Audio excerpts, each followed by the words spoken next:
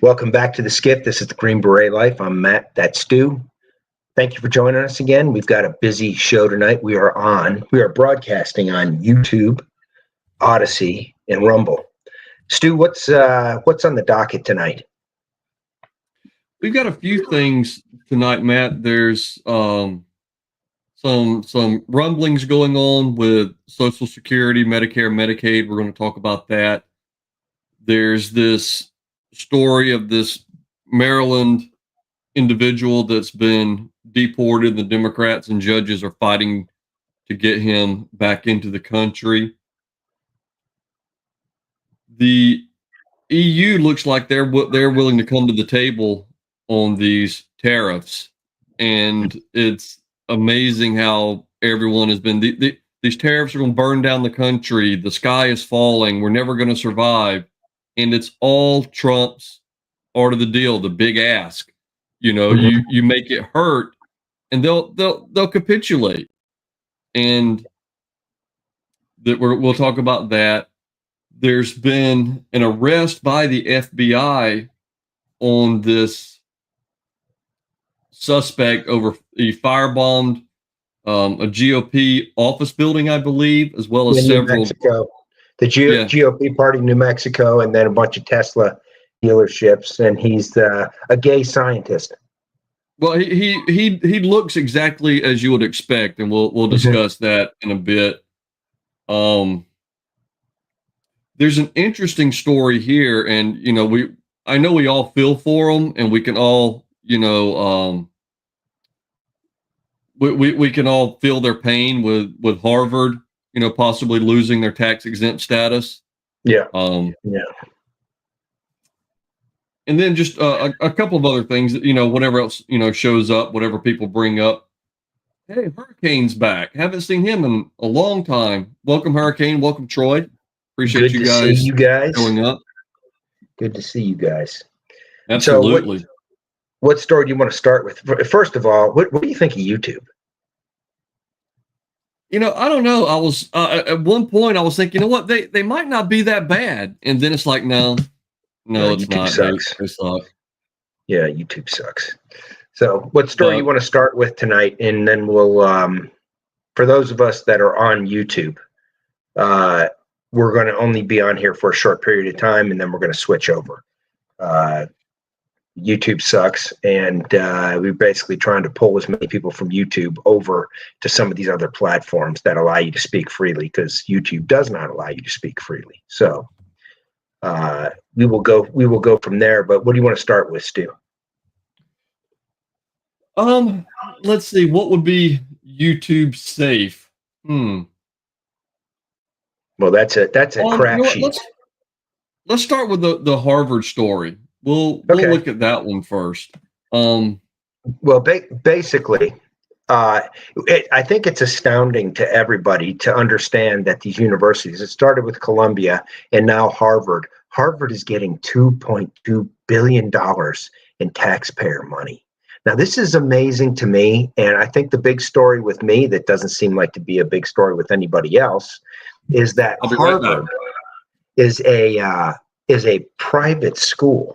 So why are they getting $2.2 billion? Okay. Now, in addition to this $2.2 billion that Harvard gets, they have a $53 billion endowment. Yes. That means dumbasses are donating to the tune of $53 billion to Harvard University. I mean, it is insane, absolutely insane. So they think that they have the high ground here because everybody knows what's going on at these universities across the country. They're massive indoctrination factories of the left-wing Marxist, socialist, globalist flavor, okay?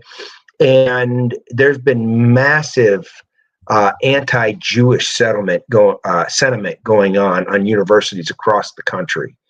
All of these pro-Palestine, these people out there that are pushing this. You have some activists that these universities are now actively recruiting because of their DEI standards and everything else. But in addition to that, these people have no clue what in the hell they're talking about. It's just the current thing.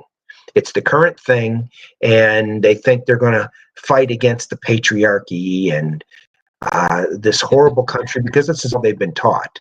So why would we be giving taxpayer dollars in the tune of $2.2 billion? What does it cost to go to Harvard, Stu? Could we look that up and see what it costs to go there for a year? They're saying that $2 billion a year is for research. They're grants, right? They're grants, and Trump has told them, look, you cannot have anti-Jewish propaganda going on. You can't have DEI recruiting practices. You need to bring people into your school based on merit. And they refuse to do it. And they're saying, we're not going to do that. And they think because they have this $53 billion endowment that they have the high ground. Well, they don't. And I think what Trump is doing here is actually brilliant, because it looks like Harvard's going to probably try to sue the Trump administration over this. And I think most people like me are dumbfounded to realize that these universities are getting this kind of money, of our taxpayer money, and then charging, $40, $50 to $100,000 a year to go there.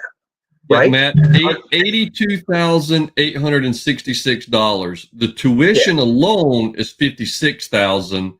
The other $25,000 comes from housing, food, and other fees and such. But the thing I like is they're all in arms about Trump threatening the tax-exempt status. Yes, that's the next thing that happened, because Trump made a tweet on Truth. He made a truth on Truth, right? Yes. It basically said, wouldn't it be interesting to see if maybe we should revoke Harvard's tax-exempt status, because they're supposed to be non-political, and they're just pushing a political agenda on everything that they do. So if they did that means Matt's talking about. The statement is university. This is talking about the tax-exempt status. University, as well as many charities and religious groups, are exempt from paying federal income taxes. This valuable tax break, though, can be removed if the groups become involved in political activities or move away from their stated purposes. And here, losing the exemption could cost Harvard millions of dollars each year. Oh, no. But wait, the Ivy League institution also have a fund of assets or an endowment valued at $53 billion. Like you said, they've got $53 billion. We're giving them another $2 billion a year and giving them tax breaks to the tune of several $million. Where does it stop? At what point is it like, okay, you know what? You're self-sustaining. You can, be.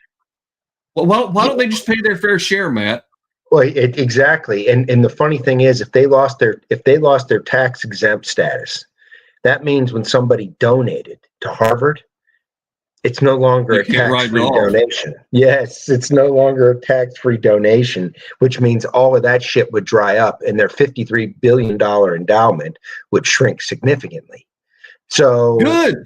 Why does an institution of learning need to be sitting on $53 billion? Well, in addition to this, how can you get anything other than indoctrination when less than 3% of the staff and faculty identify as conservative or Republicans? The rest identify, over 75% identify as Democrat.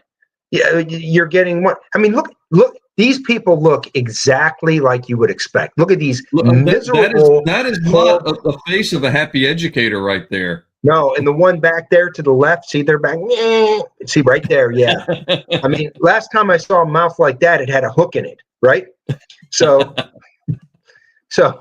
anyways, I mean, and I think the one back there has her little hat on from the march during Trump's first inauguration. But anyways, that might be a little pink hat. Yeah. So these universities need to be knocked down. And, they pay these professors outrageous sums of money. And students go into massive debt that some of them never recover from. And that liberal politicians offer to get rid of at the taxpayer expense, right? For why? These professors don't deserve that kind of money. And they work only part-time, and they have the student loan thing. The one thing I will say is that it's the interest rates that are killing the students. If they had the loan and they had to pay it back and it was a flat 1% interest rate, whatever. But what happens is it's not. And whenever these students were taking, I'll just defer my loans for 5 years, for 10 years, that interest is still ticking. While that's deferred. They don't think about that. It's just, I don't have to make that payment. Well, the interest is still ticking, and I think if nothing else, it should be, minimal 1%, 0.5%, whatever, but I do see that as an issue with the student loans, but in no way, shape, or form should you be having to go to a school that is sitting on $53 billion, receives another $2 billion from the government, and go into lifelong debt to do so.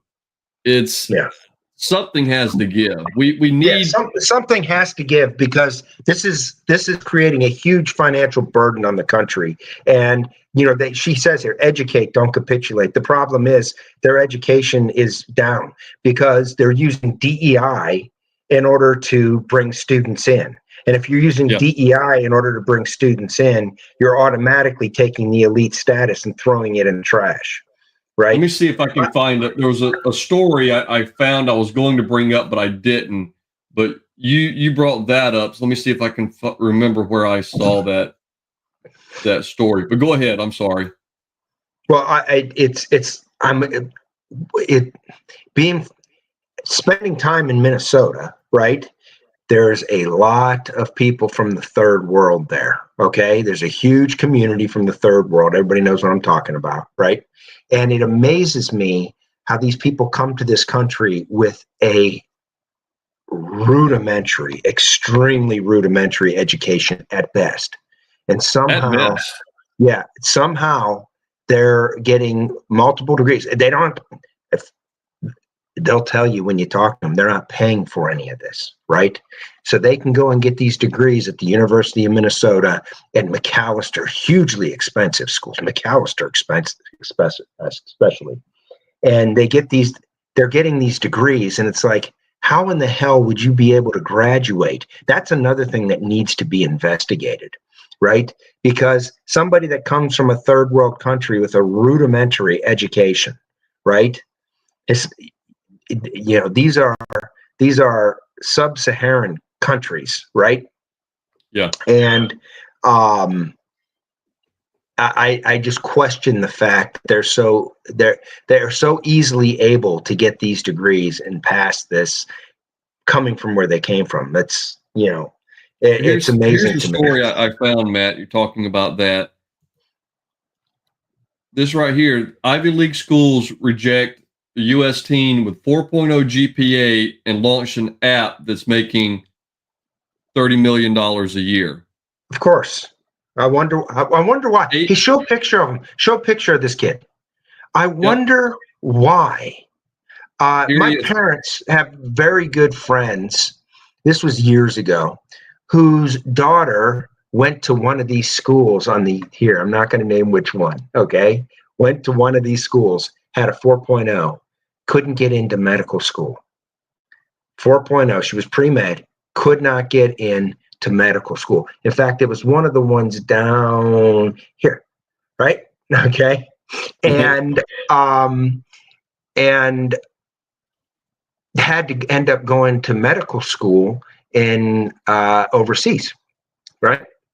Wow. Which was amazing, because this girl was extremely smart, an extremely good student, and now she's an excellent doctor. But this is amazing to me that they are American kids are being turned away for this DEI bullshit. Everybody has a right to apply and try to get in there and do their best. There should be no qualification as to somebody's color, skin color, their gender, any of that. It should all be based on merit. It should all be based on merit. It says right here, Matt, 18 years old, a 34 on his ACT, a 4.0 GPA, launched a business with a $30 million revenue. He wrote a letter. He wrote an open letter here. Or I don't know if this was him, but this is awesome. It says the college admission system isn't broken. It's working exactly as designed. 100% Admission officers correct. prioritize diversity over merit, adversity over excellence, and circumstance over capability. The student that runs fake clubs and stacks extracurriculars is admitted over a student that runs a real business. We can no longer afford to sacrifice achievement on the altar of social engineering. We must favor the best and brightest. We must recognize and reward excellence. The current system is unfair and un-American. Make admissions fair again. 100% correct. And this kid does not need any of these schools. These schools have the reputation. They're living off of an old reputation that they're elite. They're no longer elite. They're no longer elite.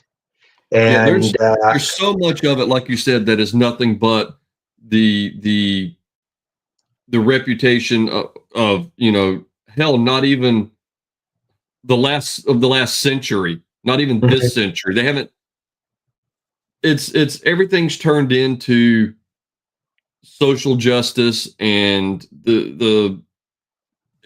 it's coming apart at the seams. It really is. It's turning into they're not going there to be taught how to think, how to critical think, how to come to conclusions on their own. They're being told what to think. You watch a lot of these kind of man on the street interviews, if you will, or these people that are doing these, the Charlie Kirk or whatever, where he's talking to all the students that come up. And as soon as there is, the pushback that punctures the skin of their argument, that they have nowhere to go. They're so adamant. They're so just on fire and passionate about it. But as soon as you ask them a single probing question, it falls apart. They know what to think and how to feel about it, but they don't have anything invested in it. It's what they've been told. Well, the wheels fall off in their arguments, and that's when the name calling starts, and that's when the little temper tantrum starts. Do you see the woman that pulls up her shirt because she knows, that people are covering it, and he'll get hit with a strike on YouTube and the social media. But I mean, all sorts of goofy stuff like that. These kids are not being educated. It's so obvious. They look down on everybody else because they think they're smart. Right? And that's the thing. Granted, I'm not the smartest guy in the world, and I'll be the first one to admit that. But these are our Harvard and our Yale and our Brown. These are the students. These are our best and our brightest. That is how they conduct themselves and how they're not. We've established they're not the best and the brightest. They meet the criteria. And it's unfair. We've talked about this. This is the same bullshit when they lower the standards in the military, and especially in elite units. We're not going to get into this story, but there was another story that came out about Ranger Battalion. What a complete joke. But anyways, it's an absolute disaster. These schools do not need our money. We need to defund these schools, right? These schools need to stand on their own merit. And I think you should take away their tax-exempt status from a lot of them, because these are indoctrination units. That's all they do at these places now. So kids are not coming out with the education that they were getting 50 years ago. No. They're coming out with an indoctrination. They're coming out to be little activists. And that's what you're seeing in this country, across the country, at these universities in general. It's no walk on to any you pick the university. I mean, you could maybe take a few out of that university in Michigan. It escapes me from right now, and a few of the Christian-based ones.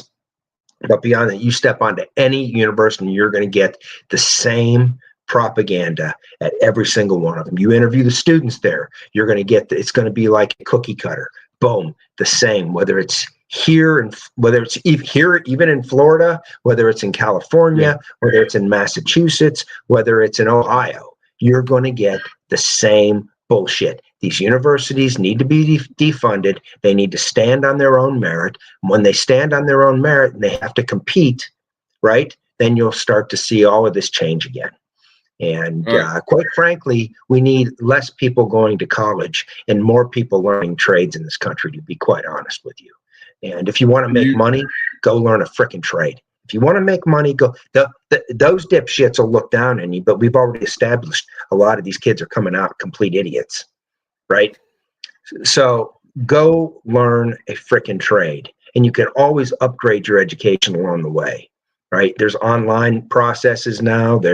Honestly, I think 2 years at a community college is probably the best thing if you don't know if you want to go there or not. Start with 2 years at a community college so you're not pissing good money away after bad, and then make your determination from there. But I would suggest if any interest at all in any of the trades is interesting to you, learn a freaking trade, because that's where you're going to make money.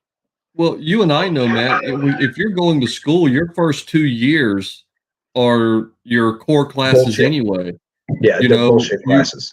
Right. So it doesn't matter if you do English 101 at, Timbuktu Technical or Harvard, You're doing English 101. Correct. But you ready to bounce off of YouTube here? We'll move over to Rumble exclusively and do some more stories. Yep, let's do that. And YouTube sucks. We'll see you over there in Rumble. We have a link below, right, Stu? We have a link below that people can hit on that link and go right to our Rumble and subscribe to us over there, please. Correct. Down below in the description is a link. So if you're watching us on YouTube now, please click the more to expand it. There should be a link to the Rumble channel.